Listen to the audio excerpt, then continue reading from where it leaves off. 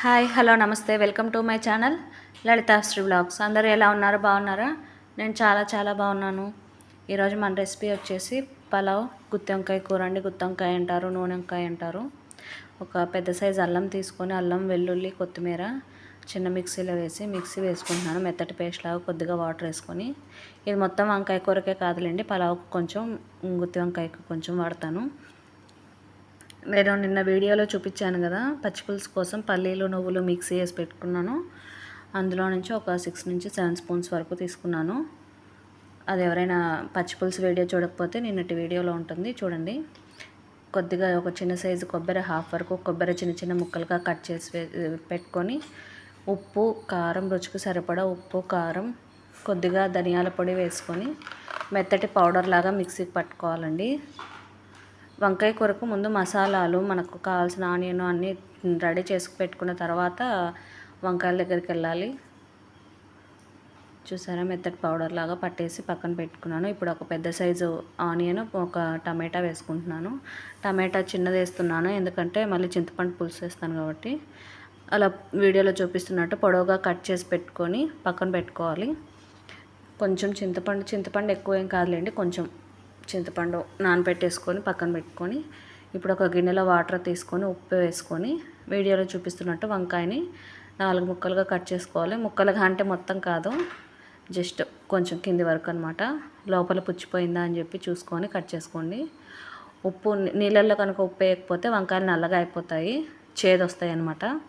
Compulsory ఉప్పు వేసేసి అందులో కట్ చేసుకొని అలా పెట్టేసుకోవాలి. మిగిలిన వంకాయలు అన్నీ కూడా కట్ చేసేసుకొని వాటర్లో వేసి ఒక 5 మినిట్స్ ఉంచేసాను.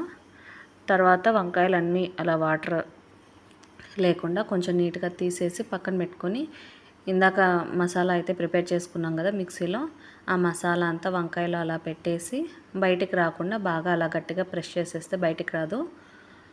అందులో ఆల్రెడీ వంకాయలు తడిగా ఉంటాయి కాబట్టి అది గట్టిగా అతుక్కుంటుంది అనమాట. చూసారు కదా, అలా మొత్తం అన్ని వంకాయలలో కూడా అలాగే నింపేసుకొని పక్కన పెట్టుకోవాలి. అలా పక్కన పెట్టుకున్న తర్వాత ఇప్పుడు పొయ్యి మీద ఒక గిన్నె పెట్టుకొని దాంట్లో కొంచెం నూనె అయితే ఎక్కువగానే వేసుకున్నాను. గుత్తి వంకాయ కూర కదా, నూనె ఎక్కువగా వేసుకుంటే టేస్ట్ బాగుంటుంది. పోపు దినుసులు అంటే తెలుసు కదా, ఆవాలు, జీలకర్ర, శనగపప్పు, మినప్పప్పు, కొద్దిగా కరివేపాకు వేసుకొని బాగా వేపుకోవాలి. అలా వేగిన తర్వాత ఇందాక తరిగి పెట్టుకున్న ఉల్లిపాయలు, టమాటా వేసుకొని వేపుకోవాలి. ముందు ఉల్లిపాయలు వేసి 1 నిమిషం వేగనివ్వాలి. తర్వాత టమాటా వేసాను. టమాటా, ఉల్లిపాయలు ఒకటేసారి వేస్తే టమాటా తొందరగా మగ్గిపోతుంది, ఉల్లిపాయ పచ్చిగా ఉంటుందన్నమాట. అందుకని ఉల్లిపాయ వేగిన తర్వాత టమాటా వేయాలి. టమాటా కూడా వేసేసి బాగా వేగిన తర్వాత ఇందాక మిక్సీ పట్టి ఉంచుకున్నాం కదా అల్లం, వెల్లుల్లి, కొత్తిమీర, అందులో పేస్ట్ వచ్చేసి ఒక స్పూన్, 1.5 స్పూన్ వరకు ఇందులో వేసుకున్నాను. చూసారు కదా, అలా వేసుకొని అది బాగా కలుపుకోవాలి. బాగా కలుపుకున్న తర్వాత ఈ మిశ్రమంలో నుంచి నూనె బయటకు వచ్చేంత వరకు సిమ్లో ఉంచి మగ్గనివ్వాలన్నమాట. చూసారా, అలా మగ్గిన తర్వాత ఇందాక వంకాయలలో మసాలా పెట్టుకొని పక్కన పెట్టుకున్నాం కదా, ఆ వంకాయలన్నీ ఇందులో వేసి బాగా కలుపుకోవాలి. ఆ అల్లం వెల్లుల్లి పేస్టు, ఈ వంకాయలు మొత్తం బాగా కలిసిపోయేలాగా కలుపుకొని సిమ్లో పెట్టుకోవాలి. సిమ్లో పెట్టేసి మూత ఉంచుకోవాలన్నమాట. పసుపు వేయడం మర్చిపోయాను, పసుపు వేస్తున్నాను. పసుపు వేసుకొని బాగా కలుపుకోవాలి. బాగా కలుపుకొని మూత పెట్టి 2 నుంచి 3 నిమిషాల పాటు సిమ్లో పెట్టి మగ్గించుకోవాలండి. బాగా కలుపుకోవాలి, మొత్తం బాగా కలిసేలాగా సిమ్లో పెట్టేసి మూత పెట్టి మగ్గించుకున్న తర్వాత అందులో నుంచి నూనె కొద్దిగా బయటకు వస్తూ కనిపిస్తుంది మనకు. చూసారా, ఇప్పుడు ఇందాక నానబెట్టి పెట్టుకున్న చింతపండు పులుసు ఇందులో వేసేసి బాగా కలుపుకోవాలి. బాగా కలుపుకొని 1 నుంచి 2 నిమిషాల పాటు మళ్ళీ బాగా మగ్గనివ్వాలండి. ఇందాక మసాలా మిక్సీ చేసి పెట్టుకునేది వంకాయలలో పెట్టిన తర్వాత మిగిలినది ఉంటుంది కదా, అది కూడా ఇందులోనే వేసేసి కలుపుతున్నాను గ్రేవీ కోసము. బాగా కలుపుకొని మూత పెట్టేసుకొని 2 నుంచి 3 నిమిషాల పాటు బాగా మగ్గనివ్వాలి. అలా మగ్గిన తర్వాత మళ్ళీ మూత తీసి కొద్దిగా బెల్లం వేసుకోవాలండి. నూనె చూసారా ఎంత బాగా బయటకు వస్తుందో వంకాయలలో నుంచి.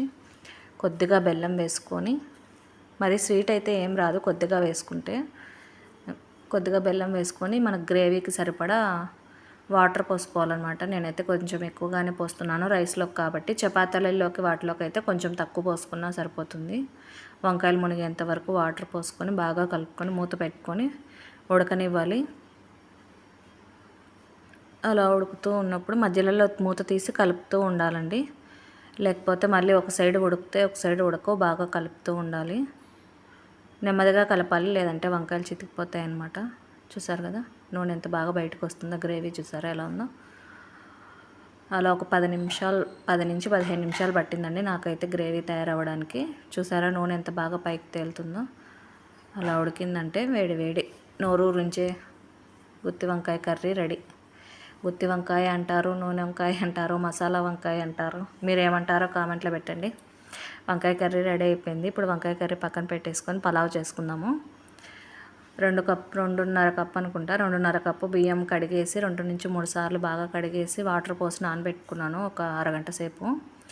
ఇప్పుడు ఒక పెద్ద సైజు ఉల్లిగడ్డ, టమాటా, పచ్చిమిర్చి తరిగేసి పొడవుగా పక్కన పెట్టేసుకొని స్టవ్ పైన ఒక గిన్నె పెట్టుకొని 3 గంటలు అయితే నూనె పోసుకున్నానండి. దీనికి కూడా కొంచెం నూనె ఎక్కువ ఉంటేనే టేస్ట్ పలావ్ బాగుంటుందన్నమాట. అప్పుడప్పుడు అయినా హెల్త్ కోసం కాకుండా నోటి కోసం కూడా అప్పుడప్పుడు తినాలి కదా టేస్టీగా. పోపు దినుసులు, కరివేపాకు వేసేసి బాగా వేయించుకోవాలి. అవి బాగా వేగిన తర్వాత ఇందాక తరిగి పెట్టుకున్న ఆనియన్, పచ్చిమిర్చి వేసి 1 నిమిషం పాటు వేయించిన తర్వాత టమాటా వేస్తాను. టమాటా కూడా వేసేసి మళ్ళీ 2 నిమిషాల పాటు బాగా వేపుకోవాలన్నమాట. అవి కొద్దిగా సాల్ట్ వేసారంటే తొందరగా వేగుతాయి. ఇందులో కొద్దిగానే మళ్ళీ ఎక్కువ కాదు, మళ్ళీ తర్వాత పలావ్ చేసేటప్పుడు వేసుకుంటాం కాబట్టి కొద్దిగా చూసి వేసుకోండి. కొంచెం వేసి బాగా కలుపుకొని 1 నిమిషం ఉంచేసామంటే త్వరగా వేగిపోతాయి. అలా వేగిన తర్వాత ఇందాక పక్కన పెట్టి ఉంచుకున్నాం కదా అల్లం వెల్లుల్లి పేస్ట్, అల్లం వెల్లుల్లి కొత్తిమీర, ఆ పేస్ట్ మొత్తం ఇందులో వేసేసి బాగా కలుపుకొని ఉంచుకోవాలి. అలా బాగా కలుపుకొని ఉంచుకున్న తర్వాత అందులో నుంచి నూనె బయటకు వస్తూ ఉంటుంది. అప్పుడు కొద్దిగా ధనియాల పొడి, కొద్దిగా చెక్క లవంగం పొడి వేసేసి కలుపుకొని 1 నిమిషం ఉంచేసి 1 కప్పు బియ్యంకి 2 కప్పులు నీళ్ళు పోసుకుంటున్నానండి. అది మీ బియ్యం మీకు వాడేదాన్ని బట్టి తెలుస్తుంది కదా. 1 కప్పుకు 2 కప్పుల వాటర్ పోసేసి రుచికి సరిపడా ఉప్పు వేసుకొని మూత పెట్టి బాగా ఉడకనివ్వాలి. చిన్న స్పూన్ కాబట్టి అన్నిసార్లు వేస్తున్నాను. ఎందుకు అంత ఉప్పు వేసింది అనుకుంటారేమో, స్పూన్ చిన్నదండి అందుకని అన్నిసార్లు వేయాల్సి వచ్చింది. మీ టేస్ట్కి తగినట్టు మీరు ఉప్పు వేసేసుకొని మూత పెట్టి ఉడకనివ్వాలి. చూసారా అలా ఉడుకుతున్నప్పుడు ఇందాక నానబెట్టి ఉంచుకున్న రైస్ మొత్తం అందులో వేసేసి బాగా కలుపుకొని మూత పెట్టేసి ఉడకనిచ్చామంటే పలావ్ వేడి పలావ్ రెడీ అయిపోతుందన్నమాట. చూసారా మధ్యలో కలుపుతూ ఉండాలండి, లేకపోతే కింద మెత్తగా అయిపోతుంది, పైనేమో పొడి పొడిగా వస్తుందన్నమాట. అలా మధ్యలో కలుపుతూ చేసుకుంటే పలావ్ వేడి పలావ్ రెడీ అయిపోతుంది. ఇప్పుడు సర్వింగ్ ప్లేట్లకు సర్వ్ చేసుకున్నామంటే పలావు, గుత్తి వంకాయ ఎవర్ గ్రీన్ కాంబినేషన్ అనమాట. ఈరోజు సండే స్పెషల్ మా ఇంట్లో పలావ్, గుత్తి వంకాయ. శ్రావణ మాసం కదా అందుకని no non veg, at least Varalakshmi Vratham అయిపోయేంత వరకు. ఈ వీడియో మీకు నచ్చినట్టయితే please like, share and subscribe. నేను మీ లలితాశ్రీ బ్లాగ్స్. ఎవరైనా రెసిపీ ట్రై చేసి ఉంటే కామెంట్ లిస్ట్లో పెట్టండి, ఓకేనా.